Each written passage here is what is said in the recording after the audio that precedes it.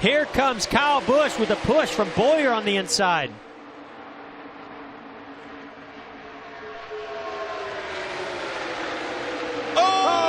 Benedetto! And everybody! Good. Oh, no. Are you kidding me? This is big. Wow. But it...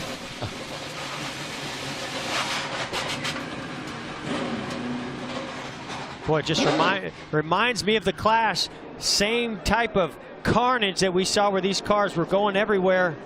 A lot of damage as they all got to turn 3. Well, that ruined everything. Benedetto and Paul Menard. Yeah, Paul Menard giving a pretty nice push down the back straightaway to Benedetto. Gets to his right rear. Oh, yeah, that just starts to turn him a little bit. Got him in the right rear. And then he collects Menard. Yeah. Logano just misses it, but the whole outside lane and half the inside pile up. And this is exactly what we were just talking about. At this stage in the race, you can start to taste victory in the Daytona 500. You want to see that checkered flag, and you'll do anything to get it, and you know you've got to be more aggressive with those bump drafts. It looks exactly like the Clash. I mean, all those cars, third turn, all those cars wadded up, sliding up the track with sparks flying. It looks so much like the Clash. That is the 17th of February, looking way too much like the 4th of July. Amen. Fireworks everywhere. Yeah, and it really and truly, it was Paul Menard.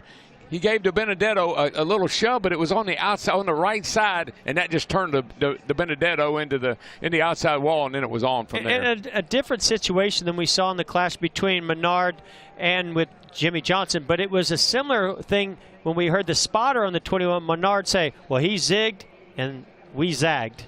And in this case, Menard told his team on the radio, I just bumped him a little too hard. Yeah, I mean, what are you going to do? It's the end of the race. You're trying to help that guy. You're trying to help the Benedetto. You're not trying to wreck him, but just bad judgment. Look at that 10 car. Almirola's number 10. Look at David Reagan underneath the 10 of Almirola. David Reagan, see what springs he's running. Look at that. All those sparks flying. Man, amazing shots. And all Almirola wanted was a chance to win it on the last lap. Yeah, well, he didn't like last year. Didn't quite get there. Close.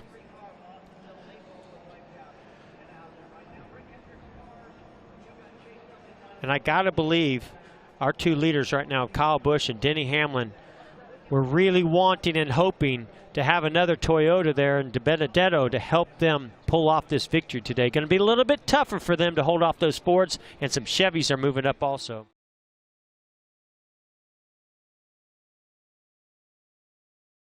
Push coming from Eliot and Keselowski. Contact! Eliot slam into the wall. Are you kidding me? Danica Patrick, Casey Kane. Oh, man. Oh, man. You all right?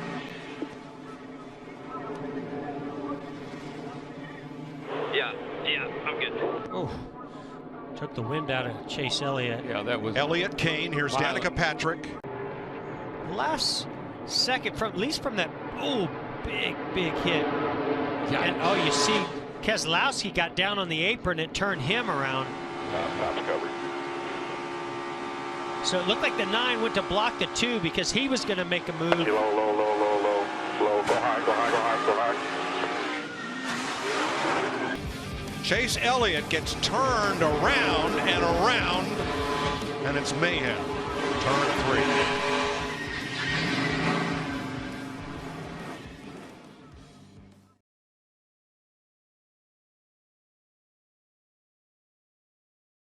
In his way. Getting crowded up there in the front right now with the 42. Oh, whoa! trouble. Big crash. Danica Patrick and Joey Logano. Oh, man. And Aric Almirola. Holy smoly. Heavy damage there on Danica. Those cars are killed. And Almirola piling in at the last second and going up in the air. Patrick Danica's quickly out of her car. Boy, she's out in a hurry. Woo. No kidding, the thing was on fire. And looking rather upset. Joey Logano's car is not going to make it back to the garage. Neither is Aric Almirola. The window net down on both of those cars. Signal to the safety crews the driver is okay. Now Patrick and Logano were 11th and 12th. Almirola was back in 23rd.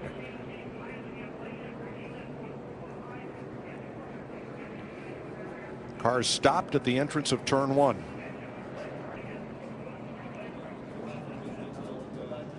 Oh man, it looked like the 22 just got loose. I think that. Oh man, what a ride that Danica went on. Danica took a heck of a ride into the wall, and then the 43 just plowed in there. Yeah, he had nowhere to go. I think he committed to the outside lane. Pretty big impact by the 43. As you could see, Almirola sitting in his car. He hadn't quite gotten out of the car yet. Eric Jones right behind them, right behind Logano. Oh, something something happened on that 22. Something had to break. Keep coming here. There you go. 22 violently turned left right into Danica.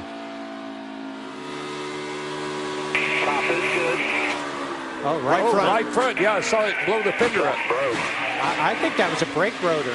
Are you thinking what? Yeah, and that's why it turned left. I think that disintegrated the right front brake rotor. Right as he went to the brakes, you saw it come through the hood. And what that do? It just turned the car to the left because all it had was left front brake. It turned it dead left. I know that. Patrick went for a wild ride and then got pounded again by Almirola. Mike, remember Joey Logano complained about his brakes early in the race. Well, he made a nice recovery, Larry. Got himself back up here in the top 10 or 12 and had a pretty good car, looked like. Boy, this is huge right there.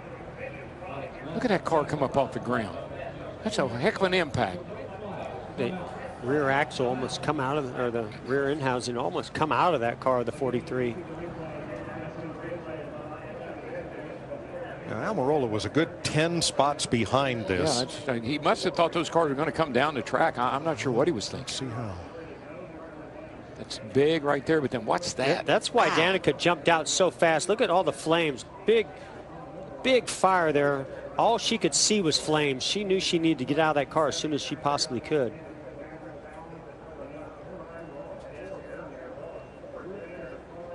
Wow. The 43, it just got super loose, or maybe there was some fluids. Jeff, I saw debris back there. I think Almirola ran over something that prevented him from turning that car down the racetrack. You can see he was just in a big slide.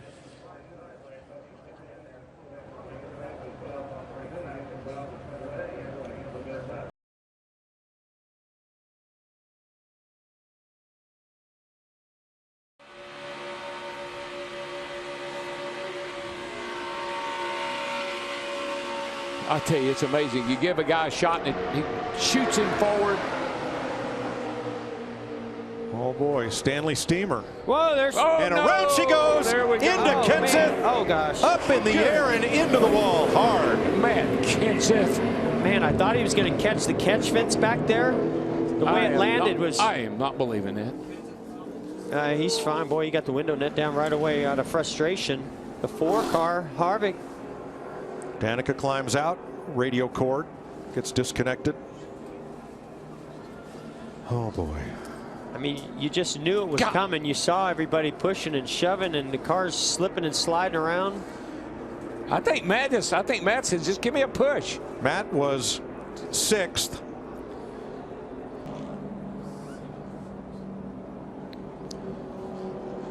There's McDowell into the 43 of Aric Almirola. Look at that. And thing. up goes Kenseth. It's like a feather. Lord of mercy. Now, right in front of Danica when that began to unfold was Ryan Blaney. So 2 back to the top. Top's got to run. 1 back. Half back top. Half back. Half back top. Half back. Half back.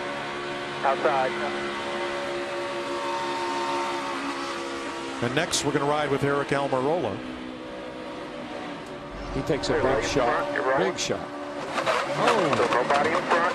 Spin it in front of you. We got it, guys. Oh, 22 come back. Kevin Harvick ended up in the grass on this one. They're all the way up the line. They're all right in front of you. Keep digging, keep digging, keep digging, keep digging, keep digging. High, high.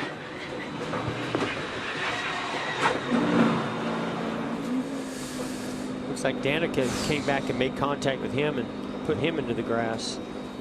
Now let's go out to Terry Ford's camera position. We call him Turtle, and hopefully he got everything pulled in when they started heading for him.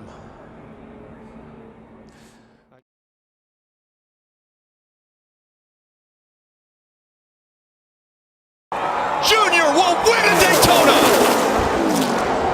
And the big one happens behind them. Oh my God.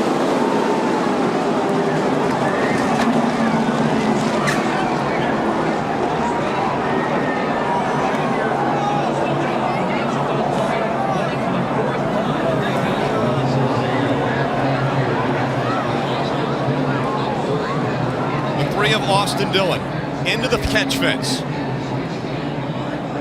All the crews getting out to that car to assist these drivers. Thumbs going up from all the crew members, and the crowd roars. Look at the catch fence on the front straight. Crew members pulling. Austin Dillon out, he's walking. What an incredible sight to see Austin Dillon walking away from that 3 car that is demolished. Yeah, the 11 gets kind of stuck in the middle there and comes across the Ford's bumper. As he does, he spins back in, gets the 3 airborne, and he just gets projected off the other cars right up into the fence.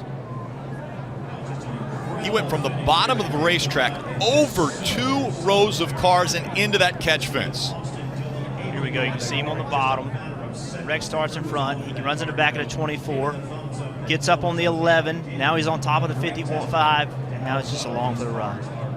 Watch the car stop. Watch the car stop. It gets into those poles, and it goes from, I don't know what, 180, 190 miles an hour, I'm just guessing, to a complete stop. That is unbelievable. And it looks like that's 3,500 pounds. That stock car is extremely heavy. You see here, after he's upside down, the 2 is spinning. Obviously, he's already lost control, makes more contact with the 3.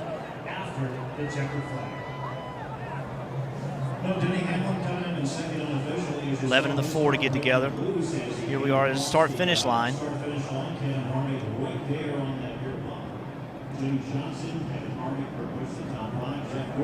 It just pushes the 3 up into the air enough that it rolls over the top of a car.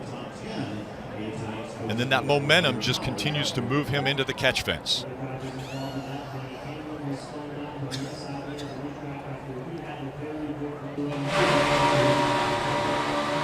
Hang on, this will be a wild ride. That was Tony Stewart going underneath the 3.